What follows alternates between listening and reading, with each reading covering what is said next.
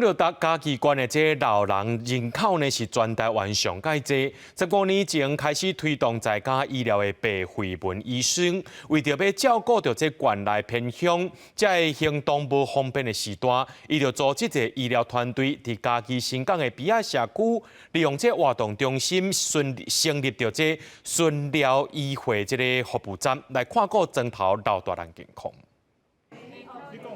医生详细来问民众身体的状况，了解因倒位的艰苦，推动偏向居家医疗白惠文医生甲伊的团队，为初期开始，伫嘉义县新港的比亚社区成立顺惠医疗服务站。白医师，我感觉伊毋是干那医治病患的病痛，伊是医阮的心，伊来是安定阮的心。病人上介意，甲咱民众上介意是伫家己的厝内，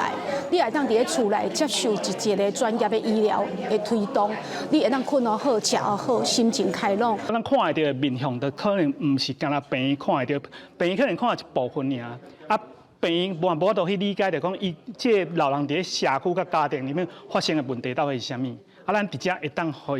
伊较大的这道堂，就是讲毋免用伤济药，都好多解决伊足侪问题。白惠文医生表示，偏乡人口少，无一定有诊所直接开业，高龄化的状况，长辈要找医生，都爱解决交通的问题。因的团队就结合汉医的资源，希望互医疗服务更加完整。船长就讲，会向附近的庄头来推广，互更较侪长辈受到照顾。中医的部分，我们加上西医的部分的话，可以让整个的照护品质或者是病人的生活品质可以提升很多。这样的话，至少他在后面这段，或者是在疾病的过程，都可以减少他的痛苦。单靠咱鼻仔头这个村民的人数，有可能无在维持。啊，咱会连接附近这庄头，啊，这船长啊，甲这发展协会，做伙来推广这个偏向无这医疗。 安尼靠才永续经营下去。这个医疗服务站为初期即天正式开始运作，配合汉医西医提供内科、老年医学、居家医疗的服务。新港乡公所就表示，这个计划唔但照顾到地方的长辈，嘛补充庄卡所在缺欠的医疗资源。